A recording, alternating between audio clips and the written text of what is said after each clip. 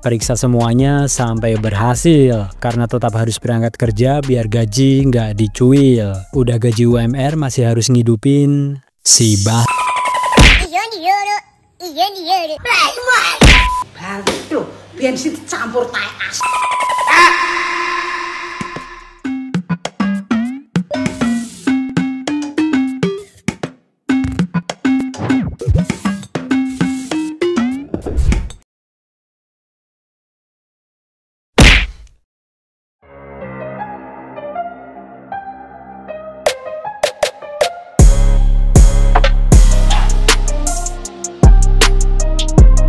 Beberapa hari terakhir, warga Lamongan dan Bojonegoro, Jawa Timur dihebohkan oleh banyaknya kasus sepeda motor yang tiba-tiba mogok setelah mengisi bahan bakar jenis Pertalite di beberapa SPBU daerah tersebut.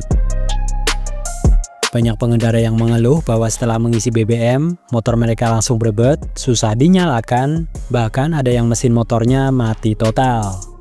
Kejadian ini tentu menimbulkan keresahan di kalangan masyarakat, karena BBM adalah kebutuhan pokok sehari-hari.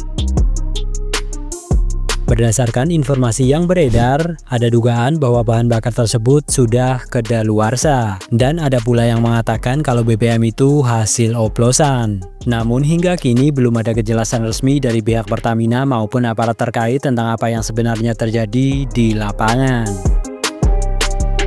Entah apa penyebab pastinya, yang jelas kasus ini sudah memakan banyak korban. Banyak warga yang terpaksa mengeluarkan uang tambahan untuk memperbaiki motor mereka, mengganti busi, servis karburator, bahkan ada yang sampai harus turun mesin. Periksa semuanya sampai berhasil, karena tetap harus berangkat kerja biar gaji nggak dicuil. Udah gaji UMR masih harus ngidupin si bah. Terima kasih Pak Menteri Bahlil atau Bahlul karena kebijakannya Bapak.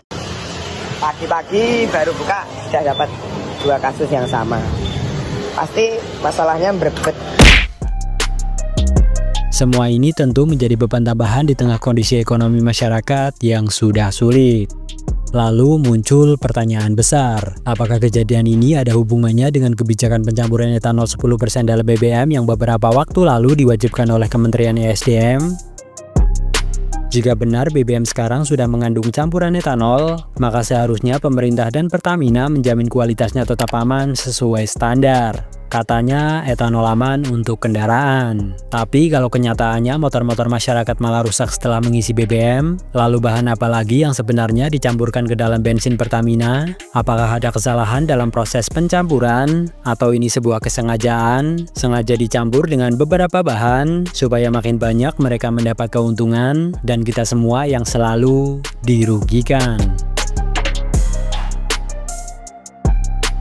Dan masalahnya bukan hanya soal kualitas bahan bakar. Ketika SPBU swasta semakin dipersulit untuk mendapatkan pasokan BBM, rakyat sebenarnya sudah tidak punya banyak pilihan. Mau tidak mau, mereka harus mengisi di SPBU Pertamina, karena hanya itulah yang tersedia dan diizinkan beroperasi secara luas. Tapi kalau sekarang kualitas BBM Pertamina justru kayak gitu, lalu kepada siapa rakyat harus mengadu? Apa mungkin cuma dengan cara ini supaya bensinnya laku? Bensin yang dicampur dengan etanol dan tapias. Balik bensin dicampur tai as.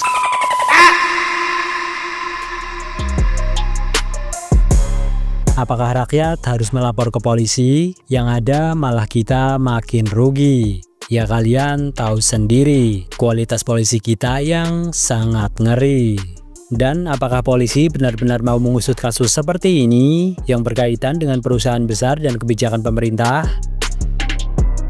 Pengalaman menunjukkan kasus-kasus seperti ini sering berakhir tanpa kejelasan. Rakyat diminta bersabar, diminta percaya. Tapi kasus jalan di tempat, nggak ada suara. Rakyat yang lapor rugi waktu, uang, dan tenaga. Sekaligus menanggung biaya kerusakan kendaraannya.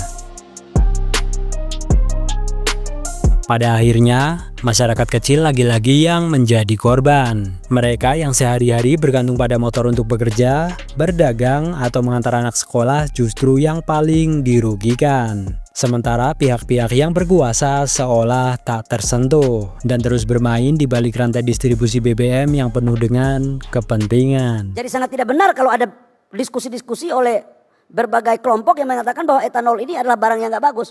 Oh, India sudah pakai E30, Amerika sudah pakai E20. Dan yang kedua, jangan swasta memaksakan kehendak gitu loh. Apalagi SPBU ini kan gitu. Jangan dikirain kita nggak paham. Jika kondisi seperti ini dibiarkan, kepercayaan masyarakat terhadap pemerintah dan Pertamina akan terus menurun. Harus ada evaluasi besar-besaran, baik terhadap kebijakan pencampuran etanol maupun sistem pengawasan distribusi BBM di lapangan. Jangan sampai program yang katanya untuk energi hijau justru menjadi alasan untuk menutupi praktik curang dan merugikan masyarakat.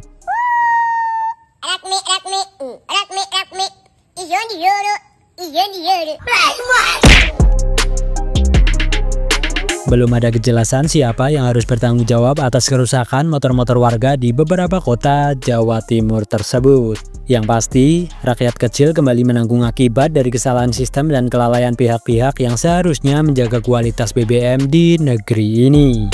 Dan seperti biasa, ketika masalah seperti ini muncul, rakyat hanya bisa mengeluh. Tidak tahu harus melapor ke siapa, tidak tahu harus menuntut kemana. Akhirnya semua dianggap sebagai musibah. Padahal ini jelas akibat kelalaian manusia. Bahkan mungkin permainan dari gerombolan mafia energi yang sudah lama bercokol di negeri kita tercinta.